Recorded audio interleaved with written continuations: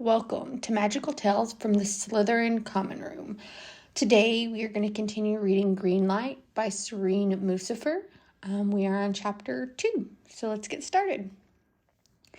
Chapter 2, Part 1, The Losing Game. 8 years ago, Wizarding Britain. Hermione Granger stares at the looped black and white photo of fireworks exploding above the Malfoy Manor. The words, Sunday Extravaganza, Malfoy Manor, are written in bold black letters across the front page of the Daily Prophet. The piece under the photo details the same information about the party as it had done the week before, and the week before then, and the one before.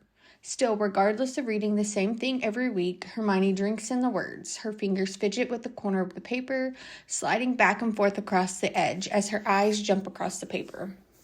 The Malfoy Manor was filled to the brim and stone with the most eclectic and unusual guest once again with Wizarding Britain's greatest night of the week. Rumor has it that Babita Bombswell was seen in the Department of Magical Transportation's very own Junior Austen Kingston. Entertainment of the night featured the musical Witch Sister Act, the three cackling witch brooms. As usual, the Malfoy host was not seen all night. Party goers and spectators assume the host does not deem the guest suitable enough to grace his presence. Sorry, I'm late, Hermione hisses and looks down at the bead of red on her finger. She stares at the wound, unable to look away as the blood drips down the side of her finger. A head with long raven hair bobs into her office. Epsky, Hermione mumbles and looks down at as the wound vanishes. Come in, Amina, Hermione says roughly, pushing aside the newspaper. Amina Malik walks in, her arms filled with books to her chin, with titles that she can't recognize from where she sits. You're one tough witch to find, Amina says, dropping onto a red velvet chair across from Hermione with a loud flourish. She slides aside the stacks of organized parchments with a quick wave of her wand and slams the books onto Hermione's wooden desk. It's as if you're purposely trying to hide from everyone. How are you doing, Amina? Hermione pulls one of the books closer so she can read the title. She doesn't bother telling her friend that she did, in fact, purposely seclude herself in an office hidden from the rest of the ministry. Amina abruptly stops the book with a slam of her hand. I have a request. Hermione leans back across and crosses her arms. A request? Well, it's more like I'm here to collect my dues, Miss Granger. Amina gives her a conspiratorial grin. Hermione just cocks her head, apprehensive. She's known Amina long enough now that she probably does owe her a favor or two. The last time they had collaborated was for Amina's book called Bobcats, Bats, Beetles, and Other Magical Creatures of the Desert, where Hermione had served as an editor. But there were times before when Hermione reached for Amina's assistance on her own books or scholarly papers. Amina, who remained in her hometown in Morocco most of the time, only came to London for lectures, book signings, or by request from Hermione. Amina taps her tan fingers on the book as she surveys the office. It's a small, cramped office that only seems to give off the effect of spaciousness because of how pristine and organized Hermione keeps it. The ministry had offered her a much larger office on the main floor, but she'd adamantly refused, preferring the seclusion and the comfort that came from the small space. The walls are shelved to the ceiling with academic text and some of her own work that Hermione only keeps as a reference for future works, all organized meticulously according to the author's last name, followed by the year of publication. Her desk, an adequate reflection of Hermione's mental state of the day, is usually well organized and contains the only signs of Hermione's personal life in the office. A photo of Harry on his Auror inauguration day is to the right of a snapshot of a rare outing of her and her friends to Ron's pub, Red Shot. On the left of her desk, beside Neville's gifted cactus of the month, there's a photo of Ginny grinning, standing victoriously with her broom at the end of a successful Quidditch game, her arms wrapped tightly around a sweetly smiling Luna. As it is Monday, the desk is littered with loose parchment, random books Hermione collected over the weekend for this week's reading, and the Daily Prophet she couldn't help but pick up on her way to work. She may be slightly overwhelmed today.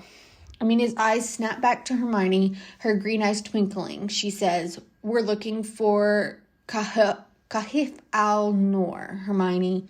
Hermione's mouth drops, stunned. Kahif al-Noor, her mind whirs into motion as it pieces everything she knows about the topic together. She tilts her head to see the writing on the spines of the books. Sure enough, they're all associated with the famous cave. Oh, Amina was good. That's not all. Amina smiles widen, knowing the weight of the news she's about to drop. She wiggles her eyebrows at her. I want you with us. Hermione's brows lift. Her pulse quickens at the thought of an adventure of such scale. The extensive amount of glorious research, the many, many checklists she's itching to tick off, the actual trip in itself. She wills her hands to remain steady on the table. She's getting ahead of herself. You want me to come? Amina nods. There have been a few other expeditions in the past, and almost all of them have been unsuccessful. Records of the expeditions always note how they got close to Kahif al-Noor, or some semblance of the cave. And then it's as if it falls straight through their hands and they're lost again. Considering we used all our resources last year on the polar expedition, I had to do some serious groveling from a benefactor to sponsor us. Someone I know, unfortunately, has to remain confidential for now. He wants to keep his name disclosed until we've rounded all the people needed. Something about not wanting to prevent people from joining. But we have everything and everyone ready, except for you, that is. There's truly no one else I can think of that can help us on this. Hermione takes a long brown curl near her ear in her fingers, idly twirling it in her hands as she thinks about the proposition. She wants to say yes, of course, but there are too many factors, too many variables at this point in her life that she has to consider. She's no longer 17, ready to up in her life and education to go on a search. She sighs. I don't know if I can help you. It's been unsuccessful before, and I'm not sure there's much I can do. Amina laughs, giving her an incredulous look. Listen, if you were able to find the damn Horcruxes in the middle of a war as a child, you most certainly can help us find Kahif al-Noor.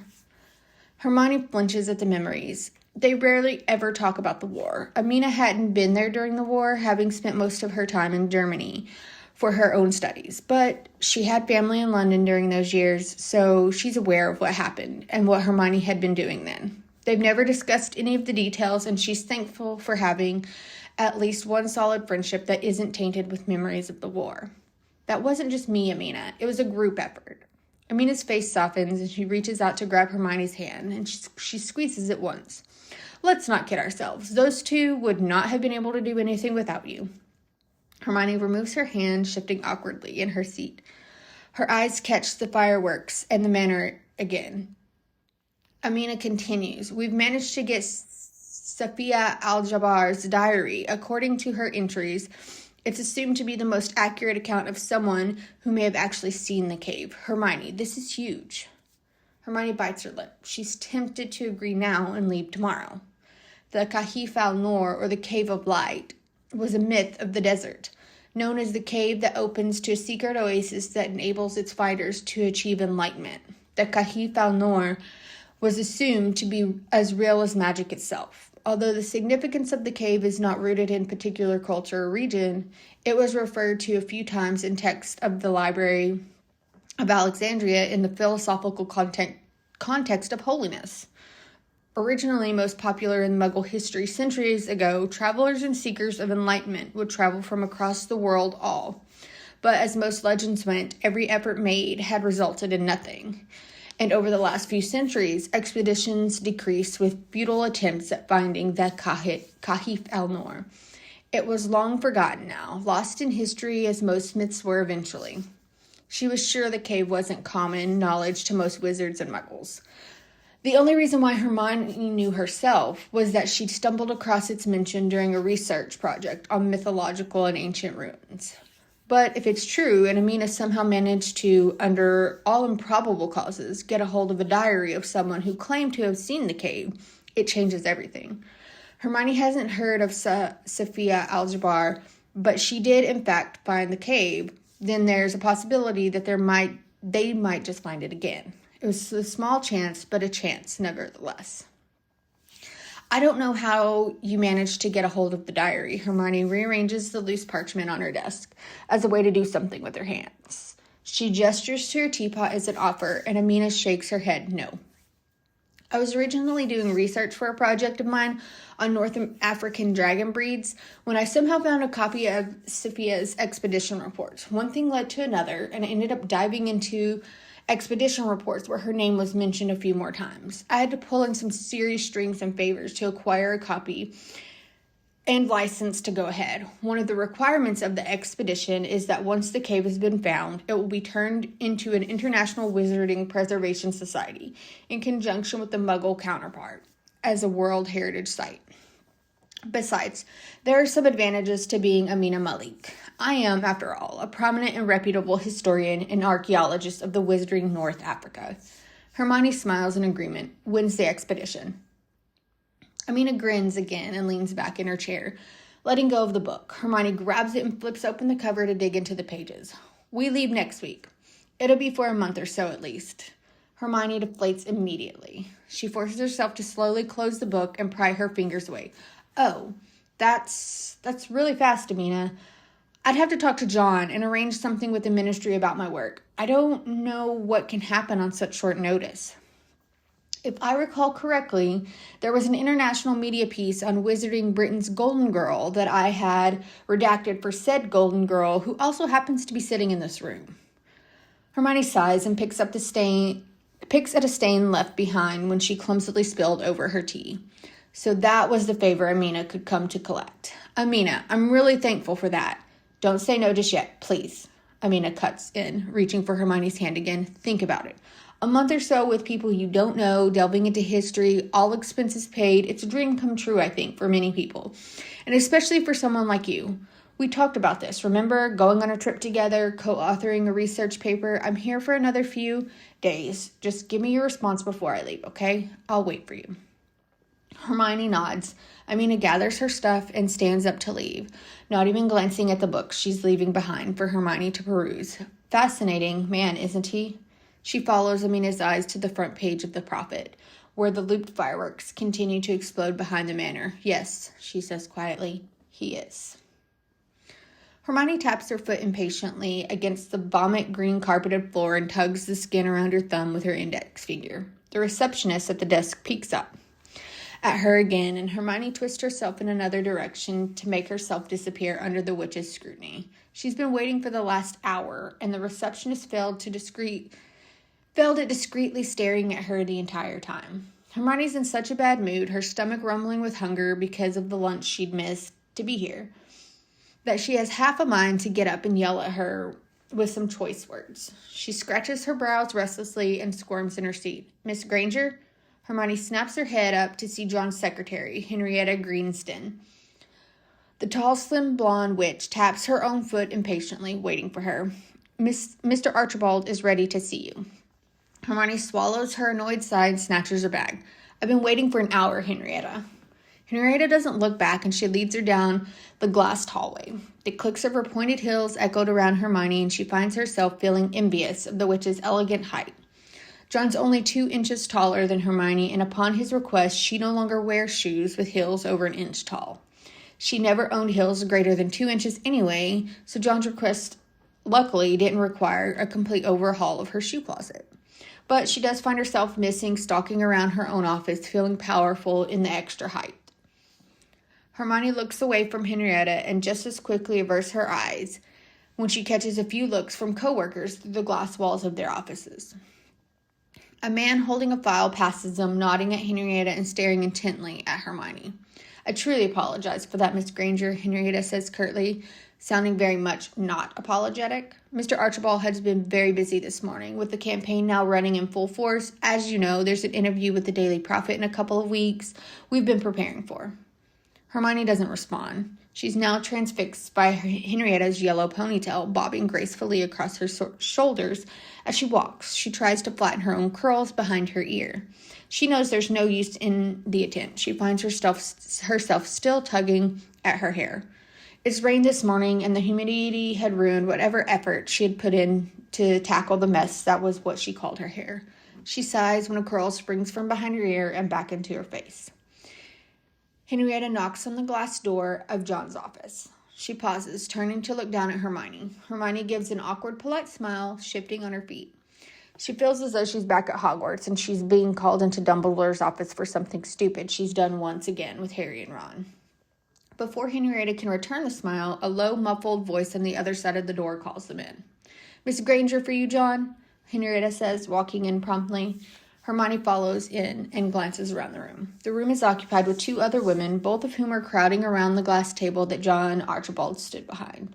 They give her a tight smile in acknowledgement, and Hermione recognizes one as John's campaign manager, an older witch prominent in her field, Juliet Jansborn. They've never really talked outside of John's office. "How are you doing, Miss Granger?" Juliet asks politely. Everyone in his office calls Hermione by her last name, despite her insisting otherwise, and the fact that John is often directly referred to by his first name. It's an unnecessary barrier she feels that prevents her from feeling comfortable around everyone. "Fine, thank you, Juliet. Busy time for everyone, I assume?" Juliet opens her mouth to reply, but John finally looks up from the file on his desk towards Hermione. "Oh, sweetheart, I didn't know you were coming." He closes the file abruptly when Hermione moves closer to him. Hermione clutches her bag and adjusts the straps on her shoulder. "I owled you this morning to let you know. I wanted to discuss something important." "It couldn't have waited until our dinner tonight?" John asks wearily. Taking off his glasses, Hermione sits down in one of the black suede chairs across the desk, knowing he's not going to ask her to. Henrietta owled me this morning saying that you canceled the dinner." John pauses and gives Henrietta a questioning look. Henrietta nods briskly in confirmation. "Oh, so I did. Well, go on then. I don't have much time. We need to finish the prep for tomorrow's appearance at Lucinda & Co. bookstores." Hermione glances around the room at everyone waiting for her expectantly. "Can we talk privately?" John lets out a short sigh and waves his hand toward the rest of them. "Sorry, ladies, just 10 minutes, yeah?" "We'll be waiting in the conference room for you, John," Henrietta says, sparing Hermione a passing glance before following the other 2 women out of the room.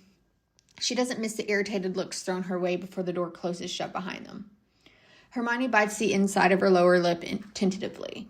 She feels slightly childish coming here and demanding time from him, but she needed desperately to talk to someone about the expedition, and she thought she'd come in earlier in the day when their dinner got canceled. Her entire day after Amina had left had been thinking about the offer, and she could hardly contain herself until the next scheduled time together. John sits down in a large leather-bound chair and runs a hand through his mousy brown hair. He's growing out a mustache, much to Hermione's dismay. She thinks it makes him look a lot older and duplicate of his father, who she isn't exactly a fan of. She also hates the way his facial hair feels against her face, but John disagreed, stating promptly that those weren't good enough reasons for him not to grow one. He waves a vague hand at her. "Well, go on then. What's this important thing you need to tell me?" Hermione hesitates. She practiced on her way here, making sure to choose the right words to put into the simplest sentences to convince him about the purpose of the expedition. She always has a set of words cataloged in her mind due to the practice of having to do it often around John. They've been dating on and off for the past 2 years, having first met at a book signing for Hermione's book when she still used to hold public signings. The son of a current Minister of International Magical Cooperation, William Archibald, John had spent most of his education in the United States before coming to London, where he'd effectively and swiftly scaled the bureaucratic ladder that was the Ministry of Magic. Only a few years older than her, she hadn't known what exactly had drawn her to him, except for maybe that he'd followed her around and continually owled her for days before everyone around her had convinced her to agree. Hermione hadn't dated anyone after her situation with Ron. She was simply too busy with her posting at Hogwarts as potions professor and the books on the side that she'd been writing. She'd even managed to convince herself that she didn't need to date. But the more she wanted to explore who she was without the responsibilities and expectations that come with her name, the more the expectations put on her by her friends and society to find someone to date seemed to grow. She loathed the idea that according to Wizarding societal rules, Hermione was successful by all means regarding her professional life, and as such, she needed to focus now on her personal life, which seemed only to entail dating, marriage, and falling in love. In that order, no less.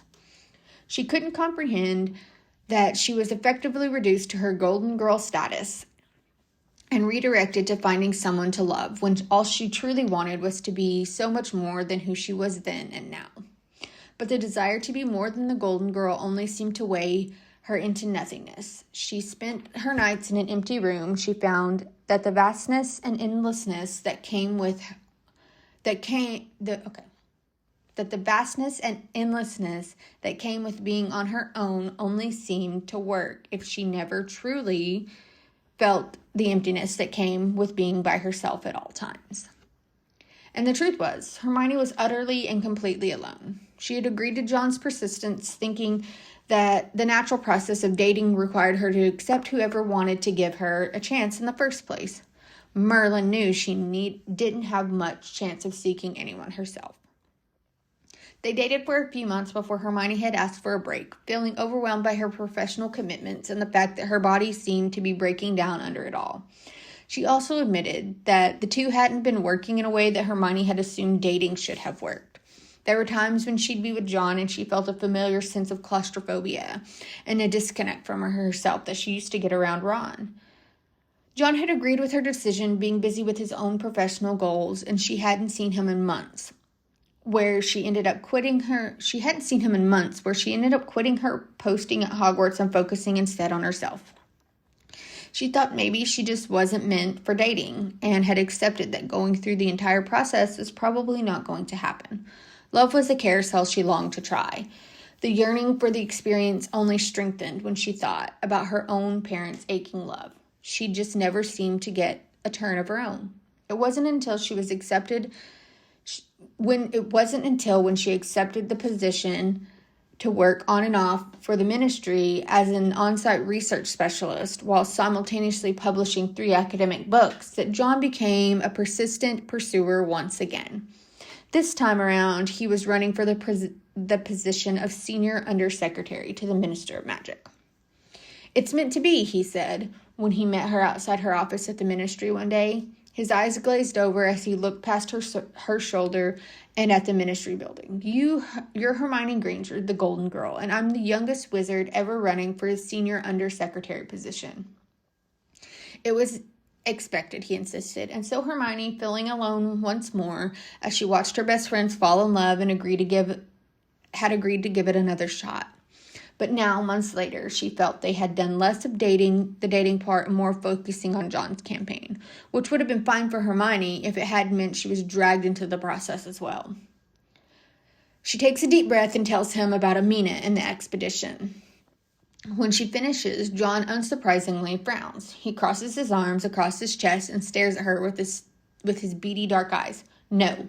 "Why?" Hermione asked immediately, her heart thumping. She prepared herself for this outcome, but hearing the words come out of his mouth only makes it worse. "I have the interview next week, and then a week later, you and I are both sitting with Rita Skeeter for another article. I've had this scheduled for a month now. Or did you forget, Hermione?" She had. It's not a new thing and certainly not personal. Hermione has been forgetting a lot of things recently. "You can do this one without me, John. Amina came to me of all people for this, and I think it's worth the time and effort on my end to help her out on this. This really is a once-in-a-lifetime opportunity." "And so is my campaign," he snaps, harsh. He throws his glasses on the desk in front of him. He glares at her challengingly, waiting for her to refute the claim. Hermione pinches her leg to stop herself from rolling her eyes. Running for a position with nepotism supporting his every move was hardly the same thing as looking for a legendary cave. "It's only for a month or so, John," she protested. "I'll keep in touch with you while I'm away. I can send you letters if you feel like we won't be able to talk. I don't care about you disappearing for a couple of weeks. I'm worried about the interview we'd scheduled for us. It's not going to look good for me, Hermione. As a future ministry member, there are certain values that I need to uphold, like sticking to my commitments. You of all people should know about responsibilities. We can delay whatever interviews or press you wanted to do after I come back," she insists, hating how desperate she sounds to her own ears. She tugs the skin around her thumb again. She's suddenly exhausted from trying to convince him, but hearing his refusal only makes her want it more. She clenches her hands tightly from shaking and tries a different route. She inhales deeply. "I never said anything when you missed the launch of Magical Theory revised text for junior levels of comprehension." "Of what?" "My book, John," she says slowly. "It launched a few months ago. I sent you a copy, remember? It was the only time I set up a book signing because it was for a year 1 Hogwarts students only and you never showed up. He narrows his eyes, completely unfazed by his hypocrisy. So you've really thought about this, huh? I only wish that you'd talk to me before you set your mind to go. I'm talking to you about it now. You know how much I hate the press and talking to the prophet. I can't stand Skeeter. I'd only make it worse for you. His mustache twitches, and he presses both of his hands flat on the desk and leans forward. Hermione automatically leans back in her seat. And I'm telling you that I don't want you to do this cat and mouse game that has no end. I've never even heard of the fucking thing. It's not even real. A waste of time and resources, if you ask me. What is real and important to me is my time right now, Hermione. This campaign is important to me. But John, damn it, Hermione. She jolts in her seat, blinking furiously. He stands up in one quick motion, oblivious to her crouching slightly in her seat. Hermione watches, dazed as he tries to control his anger that has become familiar to her. He glares at her, and Hermione can only stare back. His mouth is moving, but it's all wrong the way it contorts, as though someone is tugging at the corners in slow motion. Hermione squints, but John's voice becomes muffled, sounding further and further away from her. Her eyes become blurry, but then her vision clears, and then suddenly the room around her tilts slightly before realigning again. She blinks slowly and loses all control over facial muscles. John's still talking, but Hermione isn't listening. She isn't feeling anything. She looks down at her hands, and they're shaking. The only thing that is moving at a faster speed than everything around her. Her heart is pounding. But her head is light. She thinks maybe she's watching herself sitting in a room, listening to John talk and talk and talk.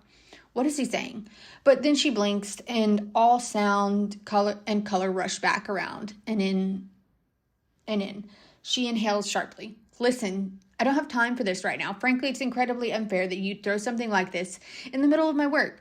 This talk could have definitely waited until I was free. She clears her throat, sitting up straighter, and she feels lightheaded and clutches the chair arm for support. I have to send my response to Amina soon. I need to know my answer now. John comes around the table, glancing at the ticking clock against the wall. He pulls the robe lying on his chair and fastens the collar. Hermione tries not to flinch when he leans down next to her ear. He's not going to do anything, she tells herself. Not in his office, not here. The answer is no, he whispers, and then straightens up. I need to go now. Hermione isn't aware of her nodding or of the door closing behind her. She doesn't know how long she's sitting in the empty room. All she knows is that the room is shaking and she needs to calm down. It's only when she looks down at her hands and the unmoving chair that she realizes that she's the one shaking. She remembers to take short, quick breaths. In, out, in, out, in, out. And when she finally stops shaking, Hermione takes her bag, stands up, swallows the lump in her throat, and runs one hand against her hair on both sides. Without a backward glance or a word to anyone, she bends her head low and leaves quietly. And that is the end of chapter 2. See you in the next chapter.